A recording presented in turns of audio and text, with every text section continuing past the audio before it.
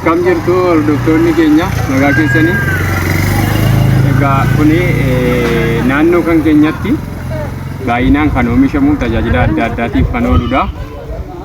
Namoonni kamiyyuu jechuudha hojiiwwan hanga ijaarsa gamootti kan gahee keessatti baataa jirudha jechuudha. Kanaaf maqaan waan kanaa immoo maal jedhama kan jedhu koomentii jalatti barreessitanii dabarfattu jechuudha. Gatiinsaa qaaliidha, bareechi barbaadamaa jira jechuudha. Kunoo gabaa xinnaa irraatiin nuti gabaasii gamootti buufannee kana bitataa irra jechuudha.